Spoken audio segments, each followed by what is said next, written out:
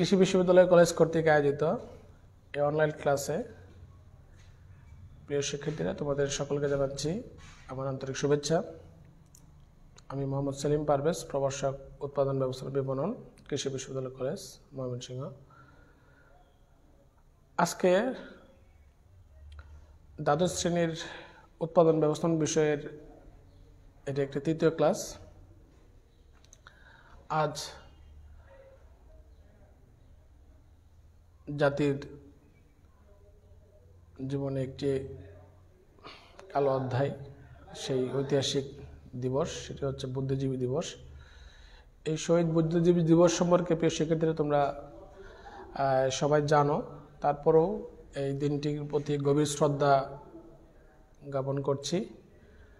এবং আমরা কলেজের পক্ষ থেকে কিছুক্ষণ আগেই, তোমরা হয়তো ফেসবুকে দেখতে পারবে, কিছুক্ষণ আগে আমরা বুদ্ধিজীবী যে কবরস্থান, সেই বিশ্ববিদ্যালয়ের যে বাংলাদেশ কৃষি বিশ্ববিদ্যালয়ের যে বুদ্ধিজীবী কবরস্থান, সেই কবরস্থানে গিয়ে আমরা কৃষি বিশ্ববিদ্যালয়ের পক্ষ থেকে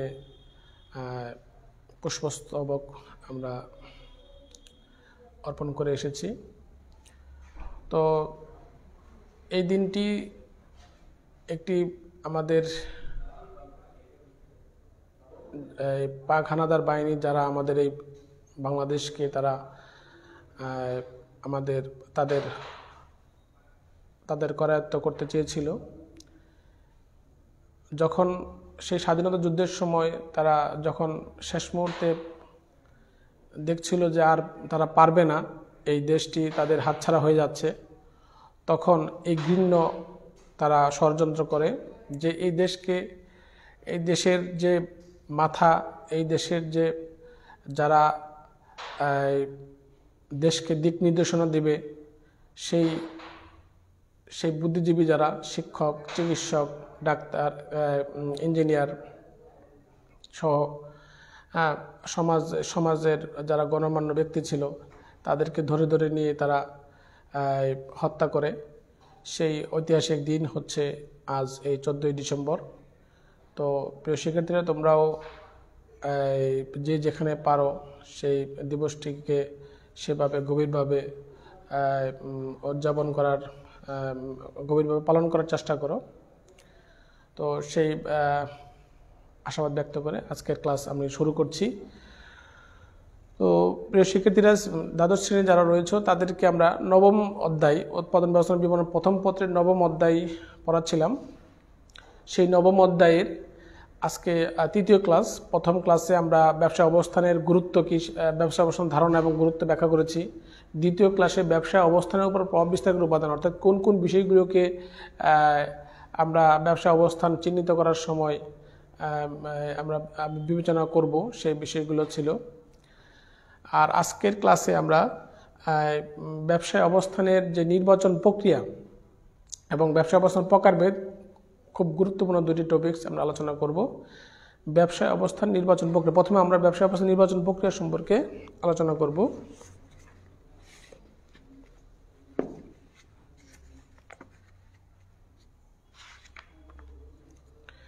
ব্যবসায় অবস্থান নির্বাচন প্রক্রিয়া, প্রিয় শিক্ষার্থী দেখো,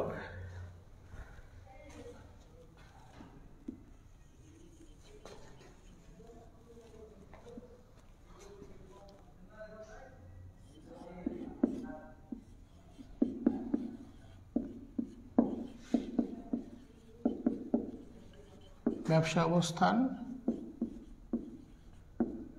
নির্বাচন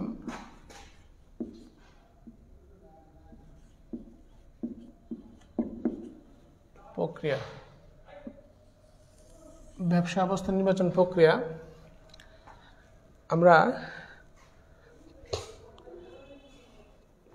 প্রথম হচ্ছে তথ্য সংগ্রহ ও বিশ্লেষণ।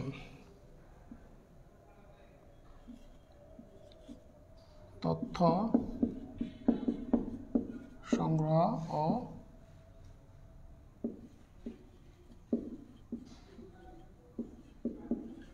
বিশ্লেষণ,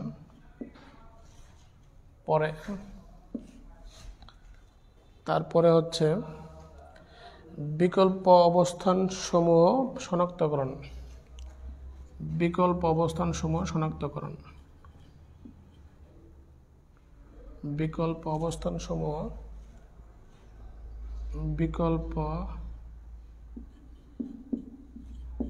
বিকল্প অবস্থান সমূহ শনাক্তকরণ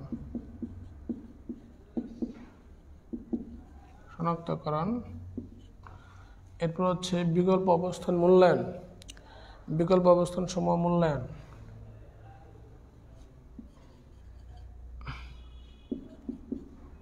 বিকল্প অবস্থান সমূহ মূল্যায়ন। পরে উত্তম বিকল্প অবস্থান চিহ্নিতকরণ,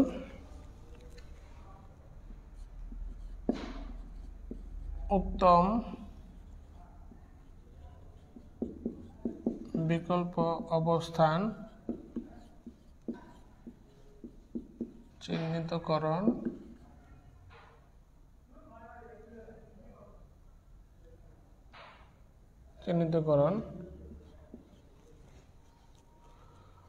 সর্বশেষ হচ্ছে ব্যবসার অবস্থা সম্পর্কে চূড়ান্ত সিদ্ধান্ত গ্রহণ।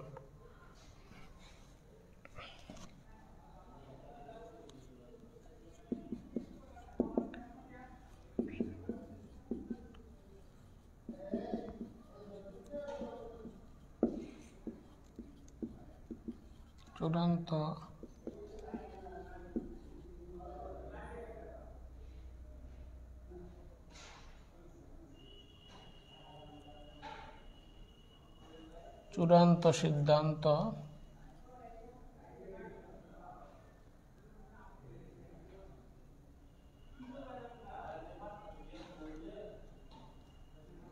সিদ্ধান্ত গ্রহণ। আচ্ছা, এই হচ্ছে পাঁচটি ধাপ এখানে, 1 2 3 4 5, পাঁচটি ধাপ। তাহলে আমরা প্রিয় শিক্ষার্থীরা তোমরা খেয়াল করো যে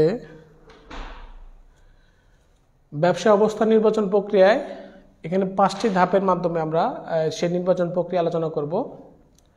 তো প্রথম ধাপটি দেখো যে ব্যবসা অবস্থান নির্বাচন প্রক্রিয়া আসলে একজন উদ্যোক্তা যখন ব্যবসা অবস্থান চিহ্নিত করার জন্য যে কাজটি করেন, তিনি একটা পদ্ধতি অবলম্বন করেন। সেই পদ্ধতিটাই হচ্ছে কি ব্যবসা অবস্থান নির্বাচন প্রক্রিয়া হিসেবে বলা হচ্ছে। খেয়াল করো, কোনো একটা ব্যবসা প্রতিষ্ঠান তাদের বিজনেস বা ব্যবসা স্টার্ট করতে যাচ্ছে, কিন্তু স্টার্ট করার আগে কোন জায়গায় তারা সেই ব্যবসা প্রতিষ্ঠানটি স্থাপন করবে সেটি তাদেরকে আগে কি করতে হবে, চিহ্নিত করতে হবে। এখন সেই চিহ্নিত করার যে কাজটি সেটা কতগুলো ধাপের সমষ্টি আর কি, যে হঠাৎ করেই তো মানে তারা সেটা চিহ্নিত করতে পারে না। তো সেগুলো একটা প্রক্রিয়ার মাধ্যমে, প্রসেসের মাধ্যমে যেতে হয়। সেই প্রক্রিয়াটাই আমরা এখন আলোচনা করব। সেটি খুব গুরুত্বপূর্ণ একটা বিষয়। তোমাদের সৃজনশীল প্রশ্ন এবং তোমাদের জ্ঞান এমসিকিউ, সেটা দুটোর ক্ষেত্রে এটা ইম্পর্টেন্ট, সেটা তোমরা খেয়াল করো। প্রথম ধাপটি খেয়াল করো, আমরা 1 নম্বর ধাপ, এখানে ধাপ এরো চিহ্ন দিয়ে লিখেছি। প্রথম ধাপটি হচ্ছে কি তথ্য সংগ্রহ ও বিশ্লেষণ। তাহলে এই প্রথম ধাপে হচ্ছে কি যে ব্যবসার প্রকৃতি অনুসারে কোন জায়গায় ব্যবসা প্রতিষ্ঠান স্থাপন করা যেতে পারে সে সম্পর্কে বিভিন্ন তথ্য প্রথম দিকে উদ্যোক্তারা সংগ্রহ করে থাকেন, এবং সেই সংগৃহীত তথ্য তারা বিশ্লেষণ করে থাকেন। সেখানে কি রয়েছে, কি মানে ব্যবসা প্রতিষ্ঠানের জন্য কি সুবিধা রয়েছে, সেই আলোকে তারা সেই তথ্যগুলো সংগ্রহ করেন এবং সেই তথ্যগুলো বিশ্লেষণও করেন। ঠিক আছে, প্রথম কাজটা হচ্ছে সেটা। যেমন সেই ব্যবসা প্রতিষ্ঠানের জন্য বিভিন্ন রকম তথ্য তারা, যেমন সেই অবস্থানটি সেটি কোন জায়গায়, সেটি রাস্তার ধারে বা 3 রাস্তার মোড়ে, বা কি গ্রামের অঞ্চলে বা শহর অঞ্চলে, নাকি সেই শহরাঞ্চলে হলেও সেখানে কি সুবিধা রয়েছে, গ্যাস, বিদ্যুৎ, পানি কি সুবিধা রয়েছে কিনা, সেই তথ্যগুলো তারা সংগ্রহ করেন। তারপরে সেখানে রাস্তাঘাট বা অবকাঠামোগত সুযোগ সুবিধা কীরকম আছে সেই বিষয়টা তারা দেখেন, সেখানে জ্বালানি সম্পদের কোনো সহজপ্রাপ্যতা আছে কিনা সেই বিষয়টা তারা সেখানে নোট করেন বা সেই সম্পর্কিত তথ্য সংগ্রহ করেন, কাঁচামালের সহজপ্রাপ্যতা আছে কিনা সেই বিষয়টা তারা সেই বিষয় সম্পর্কে তথ্য সংগ্রহ করেন ইত্যাদি বিভিন্ন রকম তথ্য, শ্রমিকের প্রাপ্যতা আছে কিনা বা যে ধরনের প্রতিষ্ঠান তারা স্থাপন করতে যাচ্ছে সেই ধরনের ব্যবসা প্রতিষ্ঠানের জন্য যে মানের শ্রমিক দরকার সেই মানের শ্রমিক কি ওই স্থানে সহজলভ্য হবে কিনা সেই বিষয় সম্পর্কিত বিস্তারিত তথ্য তারা সংগ্রহ এবং সেই তথ্যগুলো তারা বিশ্লেষণ করেন।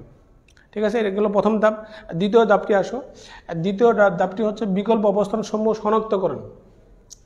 দ্বিতীয় ধাপটি হচ্ছে বিকল্প অবস্থানসমূহ। তাহলে এটা আমাদের শেষ হয়ে গেল। পরের ধাপটি হচ্ছে কি বিকল্প অবস্থানসমূহ শনাক্তকরণ। বিকল্প অবস্থানসমূহ শনাক্তকরণ হচ্ছে যেসব স্থানে তথ্য সংগ্রহ করার পর দেখা যাচ্ছে অনেকগুলো তথ্য সংগ্রহ হয়, যেমন তথ্য সংগ্রহ করা দেখা গেল যে 10টি স্থানের বা 15টি স্থানের তারা তথ্য সংগ্রহ করলো। সেই তথ্য সংগ্রহ করার পরে সেগুলোকে যাচাই বাছাই করে বিশ্লেষণ করে দেখা গেল যে সেখানে বিকল্প অবস্থান হিসেবে তারা 7টি 8টি এরকম বা 10টি স্থানকে তারা চিহ্নিত করলো বা আরও কম 5টি অবস্থানকে তারা চিহ্নিত করলো। এগুলোকে বলা হয় বিকল্প অবস্থানসমূহ চিহ্নিতকরণ, যে এই সব জায়গায় মানে করা যেতে পারে, ব্যবসা প্রতিষ্ঠান স্থাপন করা যেতে পারে। ঠিক আছে, সেগুলো হচ্ছে বিকল্প অবস্থান। দেখা যাচ্ছে তথ্য সংগ্রহ করা হচ্ছে 10-15টির জন্য বা আরও বেশি, কিন্তু সেই তথ্য সংগ্রহ করে দেখা গেলো যে ওইসব জায়গায় ব্যবসা প্রতিষ্ঠানের জন্য ন্যূনতম কোনো সুযোগ সুবিধা নেই। তাহলে সেগুলো বাদ দিয়ে যেগুলোতে ন্যূনতম সুযোগ সুবিধাগুলো আছে সেগুলোকে নিয়ে তারা একটা তালিকা তৈরি করেন আর কি। সেগুলোকে বলা হচ্ছে বিকল্প অবস্থানসমূহ শনাক্তকরণ, যে আমরা এই 10টা প্লেসে বা এই 7টা প্লেসে আমরা ব্যবসা প্রতিষ্ঠান স্থাপন করতে পারি, কারণ সেখানে ন্যূনতম সুযোগ সুবিধা রয়েছে। ঠিক আছে, এটা হচ্ছে বিকল্প অবস্থানসমূহ শনাক্তকরণ। অর্থাৎ তথ্য সংগ্রহ করা হয়েছে 10-12টির বা 15টির, সেখান থেকে কমিয়ে ন্যূনতম সুযোগ সুবিধা যেগুলোতে নাই সেগুলো বাদ দিয়ে বাকিগুলোকেই বলা হচ্ছে এখানে বিকল্প অবস্থানসমূহ শনাক্তকরণ বা চিহ্নিতকরণ। তৃতীয় ধাপটি দেখো, তৃতীয় ধাপটি এখানে আছে। তৃতীয় ধাপটি হচ্ছে বিকল্প অবস্থানসমূহ মূল্যায়ন। সেই মূল্যায়নের যে বিষয়টি সেটা হচ্ছে কি, যে বিকল্প যে 7টি বা 8টি আমরা স্থানকে চিহ্নিত করলাম সেই 7টি স্থানের এখন বিস্তারিত আলোচনা করতে হবে, বিশ্লেষণ করতে হবে যে সেই 7টি অবস্থানের মধ্যে তুলনামূলক কী কী সুযোগ সুবিধাগুলো রয়েছে সেগুলো বিভিন্ন পদ্ধতিতে সেগুলো একটা গ্রেডিং করা আর কি, সেগুলো মান নির্ধারণ করা যে হ্যাঁ প্রত্যেকটি, যেমন বিভিন্ন একটা প্রতিষ্ঠান এক রকমভাবে করে থাকে। তো একটা সাধারণ একটা হচ্ছে কি যে তারা যে ব্যবসা প্রতিষ্ঠানের ধরন অনুসারে যে সুযোগ সুবিধাগুলো সবচেয়ে বেশি দরকার, যেমন একটা পোশাক শিল্পের জন্য দেখা যাচ্ছে যে কি যোগাযোগের ব্যবস্থা খুব একটা সবচেয়ে বড় একটা সুযোগ সুবিধা, যোগাযোগ এবং যে জ্বালানি বা শক্তি সম্পদের যে প্রাপ্যতা। তো এই জ্বালানি এবং শক্তি সম্পদের প্রাপ্যতাকে যদি তারা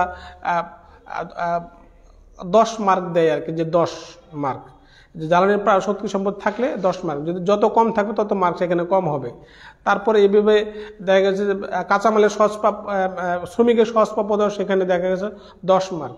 এখন এটার মধ্যে শ্রমিকের সহজপ্রাপ্যতা যত বেশি থাকবে ওই স্থানের মার্কিং হবে, যে শ্রমিকের সহজলভ্যতার জন্য প্রাপ্য মার্ক হচ্ছে সেখানে 10।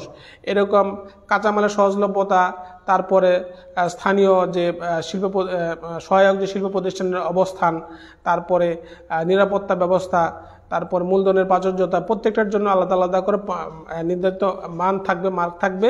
সেই মার্কের অবস্থানে কোন অবস্থান, কোন ব্যবসার অবস্থান কত মার্ক, টোটাল মার্ক পায়, সেটার ভিত্তিতে তারা একটা মূল্যায়ন করার ব্যবস্থা করবে আর কি। ঠিক আছে, এটা মূল্যায়ন করলে এই সুবিধা হচ্ছে কি যে তখন পরবর্তীতে সেখান থেকে বাছাই করা যে সর্বোচ্চ মার্কদের যে অবস্থানটি সেই অবস্থানকে তখন চিহ্নিত করা যেতে পারে। ঠিক আছে, আচ্ছা, তারপর পরবর্তীতে আমরা দেখলাম যে কি এভাবে বিকল্প অবস্থানসমূহ মূল্যায়ন করতে হবে। যে আহ, উম, আহ, যে যেগুলো শনাক্তকরণ করা হলো সেই অবস্থানগুলোর মধ্যে কোন অবস্থানের সুবিধা কী কী আছে সেই সুবিধাগুলোর মাত্রা দিকে বিবেচনা করে সেটা মার্কিং করলে সহজে সেই মূল্যায়নটা সহজলভ্য মানে সহজবোধ্য হবে সবার জন্য তখন যে তখন বাছাই করতে সুবিধা হবে যে সর্বোচ্চ নম্বরদারি যে ব্যবসা অবস্থানটি তাকে তখন চিহ্নিত করা যায়। তারপর উত্তম বিকল্প অবস্থান চিহ্নিতকরণ, এই যে বিকল্প অবস্থান সমূহ যখন মূল্যায়ন করা হলো যে যে বিকল্প অবস্থান 7টা অবস্থান ছিল, সরি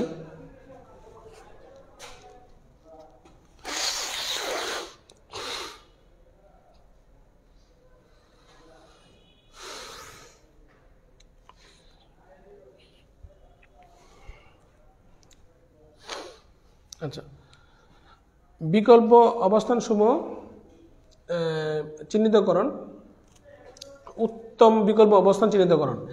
এই তৃতীয় ধাপে মূল্যায়ন করার পরে যখন দেখা গেল যে কি কোন অবস্থানটির কি কি সুবিধা এবং সব দিক বিবেচনা করে কোন অবস্থানটি সবচেয়ে বেশি উপযোগী সেটি তখন চিহ্নিত করা হয়, সেটাকে বলা হচ্ছে উত্তম বিকল্প অবস্থান চিহ্নিতকরণ। উত্তম বিকল্প অবস্থান চিহ্নিতকরণ অর্থাৎ মূল্যায়ন করার পরে বিকল্প অবস্থানগুলো মূল্যায়ন করার পরে যেই ব্যবসা অবস্থানটি সবচেয়ে বেশি সুবিধা প্রদান করবে ওই সংশ্লিষ্ট ব্যবসা প্রতিষ্ঠানের জন্য, তো সেই অবস্থানটিকে চিহ্নিত করাকে বলা হচ্ছে এখানে উত্তম বিকল্প অবস্থান চিহ্নিতকরণ।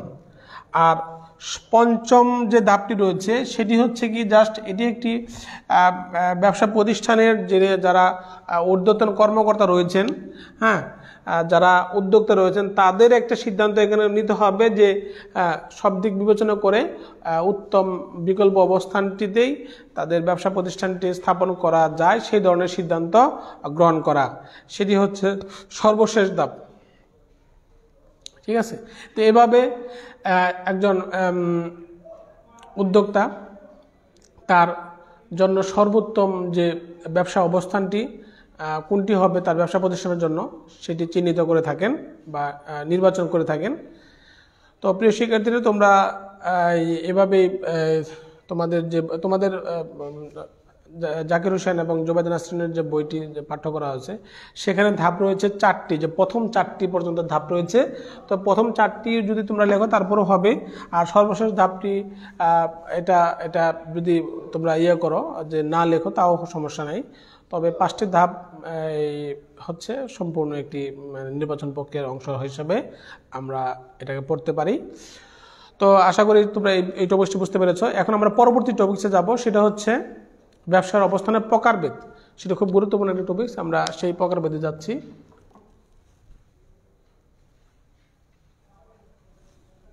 এটা মুছে ফেলছি।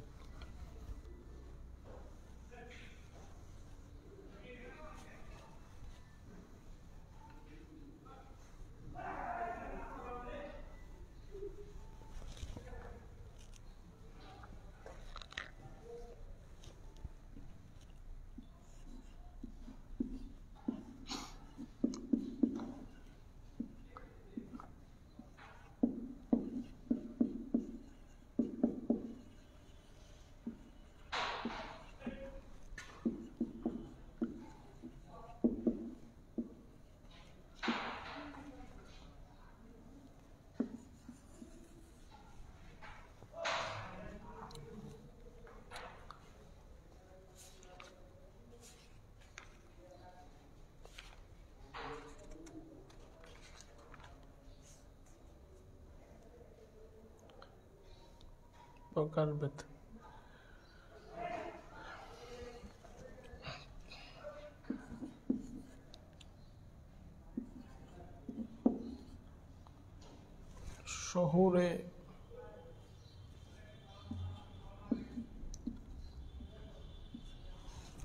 শহুরে অবস্থান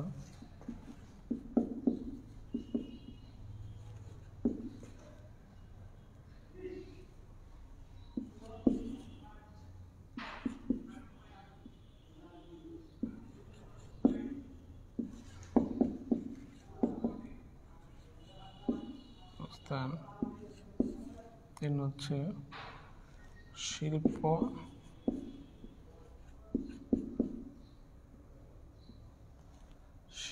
এলাকা।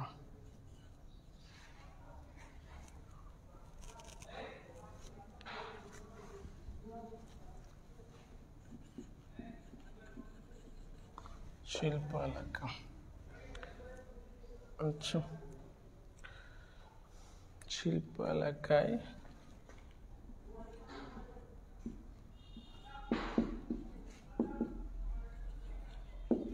অবস্থান।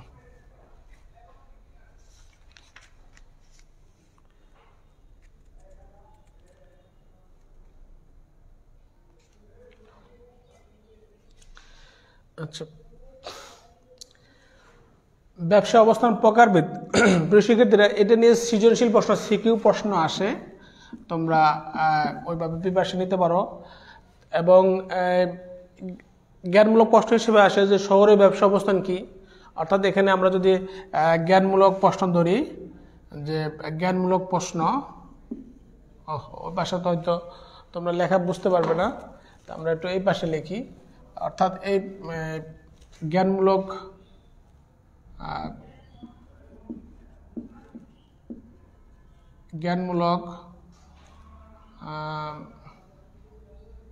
তারপরে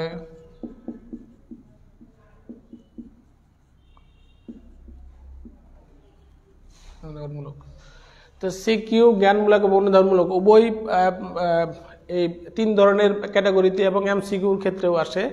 আর অর্থাৎ যে আমরা শহরে ব্যবসা অবস্থানে কিছু সুবিধা রয়েছে, গ্রাম্য ব্যবসা অবস্থানে কিছু সুবিধা রয়েছে, অসুবিধা রয়েছে, তারপর শিল্প এলাকার কিছু সুবিধা অসুবিধা রয়েছে, সেগুলো সম্পর্কে এমসিকিউ আসতে পারে।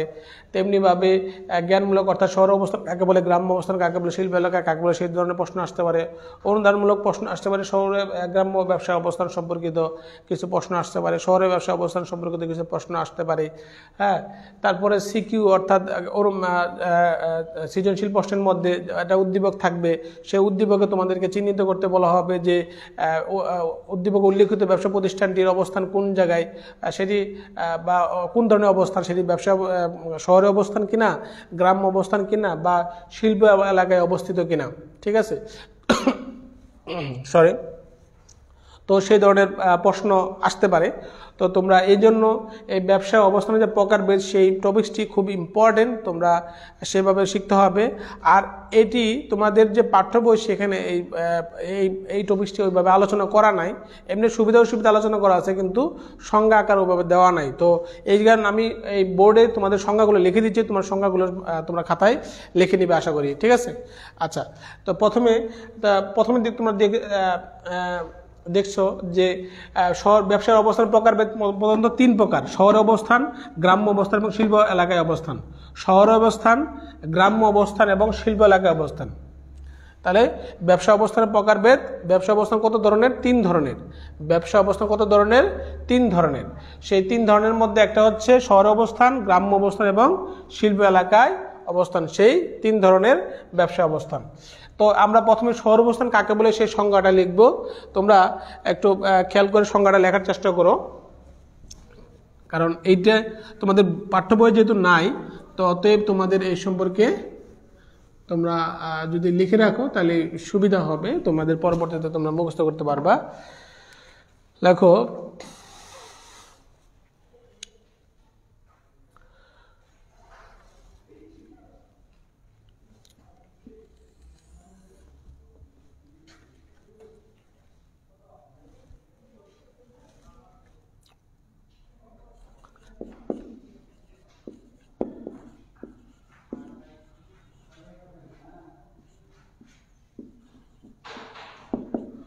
শহরকে কেন্দ্র করে, এই পাশে কি দেখা যায় কিনা? শহরকে কেন্দ্র করে কোনো শিল্প বা বাণিজ্যিক প্রতিষ্ঠান, কোনো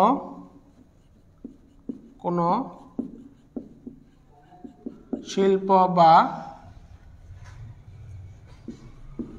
বাণিজ্যিক প্রতিষ্ঠান শিল্প বা বাণিজ্যিক প্রতিষ্ঠান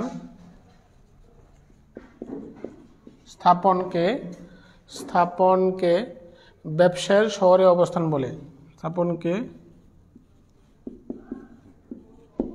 ব্যবসায়ের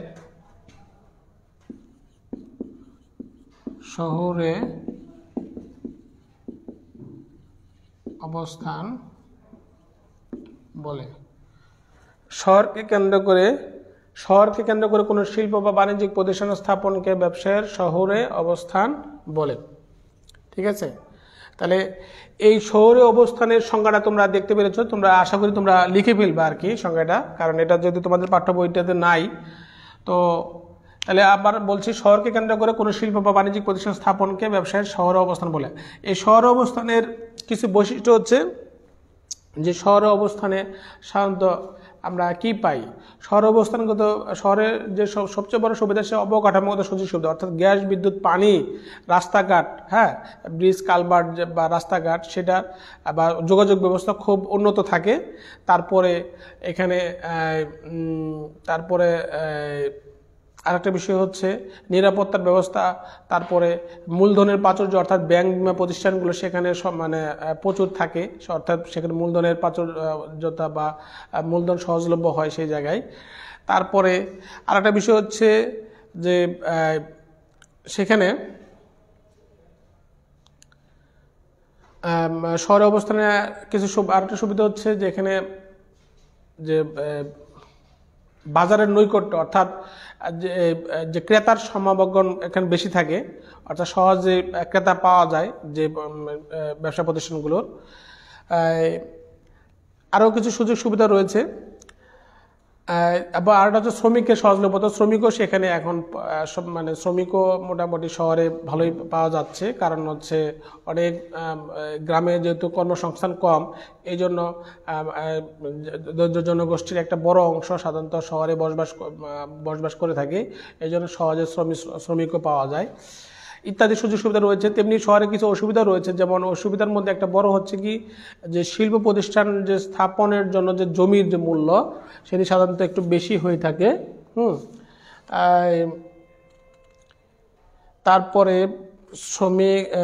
জমির যে মূল্য সেটা একটু বেশি হয়ে থাকে, বা অধিক সংস্থাপন ব্যয়, যেটাকে বলা হচ্ছে সংস্থাপন ব্যয়, অধিক সংস্থাপন ব্যয়। তারপরে শ্রম ব্যয়, শ্রমিকদের এখানে শ্রমিক সহজলভ্য হলেও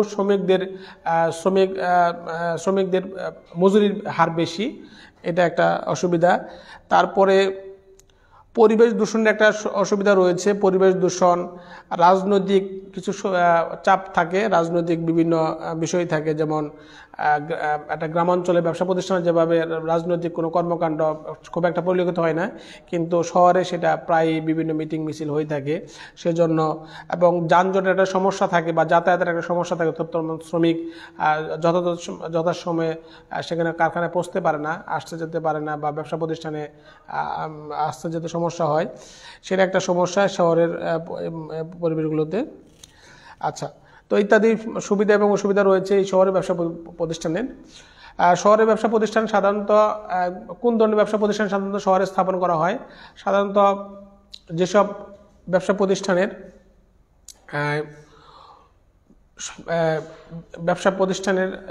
প্রতিষ্ঠানের জন্য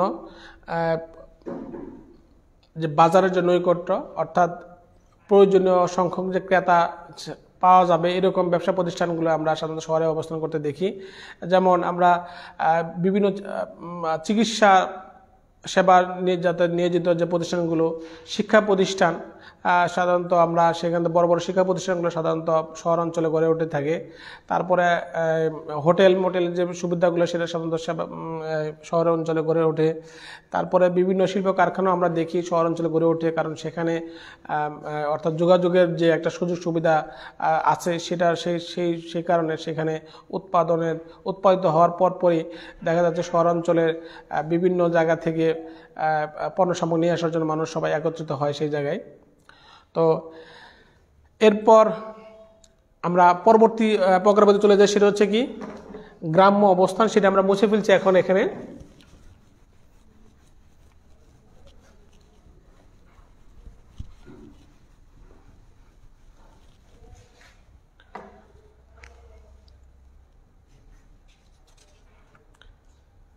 দুই নম্বর হচ্ছে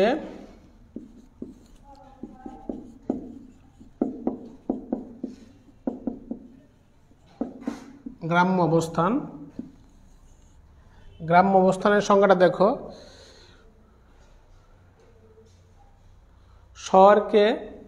শহরকে ভিত্তি না করে শহর থেকে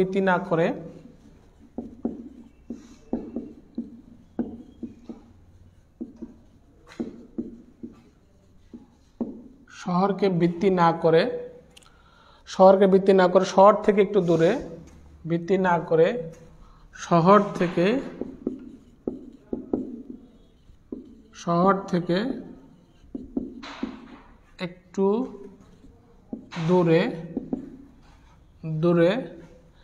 শহর থেকে একটু দূরে সুবিধাজনক স্থানে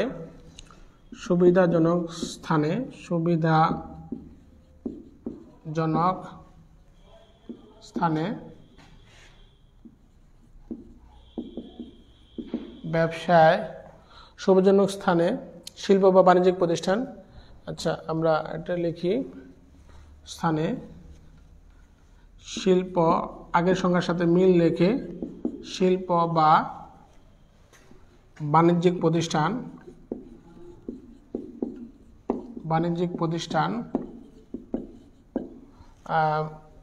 শিল্প বা বাণিজ্যিক প্রতিষ্ঠান স্থাপনকে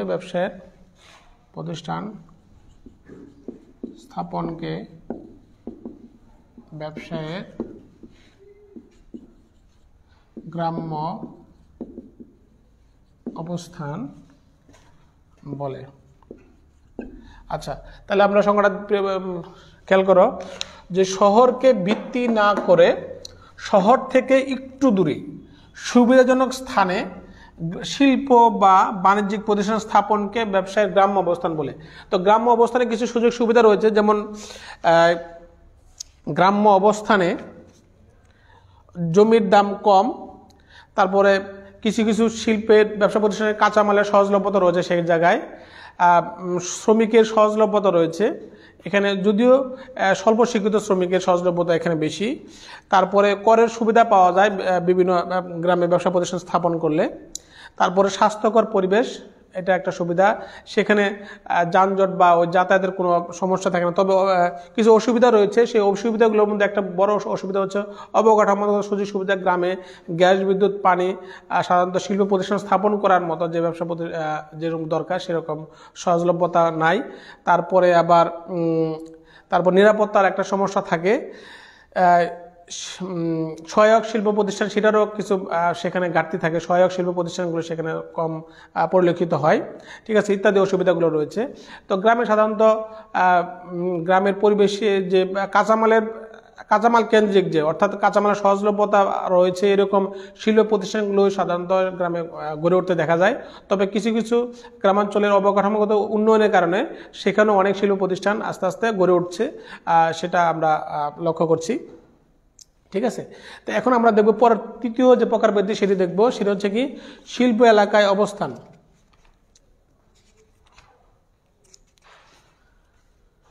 শিল্প এলাকা, এটা আমরা মুছে ফেলছি, শিল্প এলাকায় অবস্থান। 3 নম্বর হচ্ছে শিল্প এলাকায় অবস্থান, এটা আমরা মুছে ফেলছি।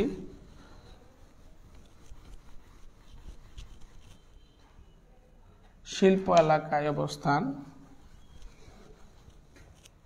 শিল্প এলাকায়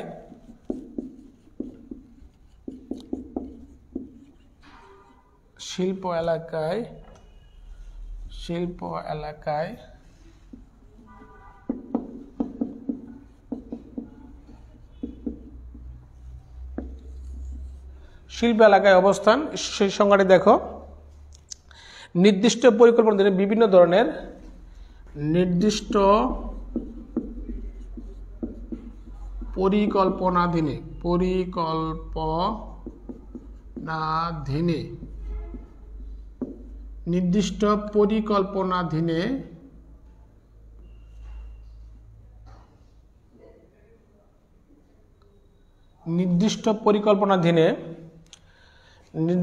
পরিকল্পনাধীনে বিভিন্ন ধরনের শিল্প প্রতিষ্ঠান, বিভিন্ন ধরনের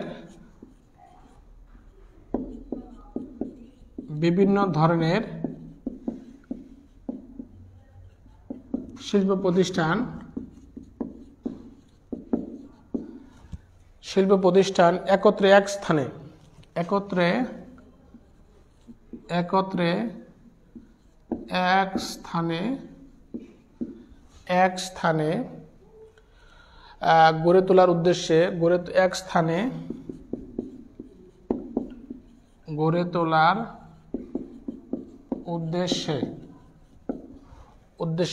উদ্দেশ্যে যে এলাকা প্রস্তুত করে তোলা হয় যে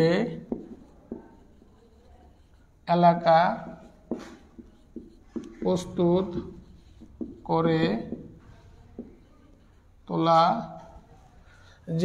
প্রস্তুত করে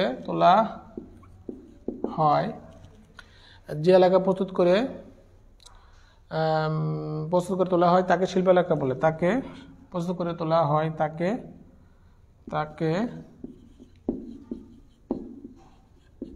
শিল্প এলাকা বলে। আচ্ছা, যেমন এখানে উদাহরণ দেওয়া যেতে পারে।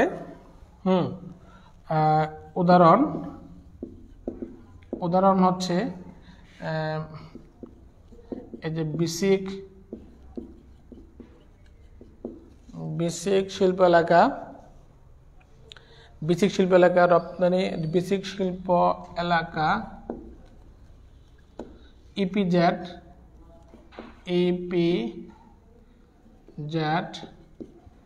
ইপিজেড মানে এক্সপোর্ট প্রসেসিং জোন বা রপ্তানি প্রক্রিয়াকরণ অঞ্চল। হ্যাঁ, তারপরে ইন্ডাস্ট্রিয়াল পার্ক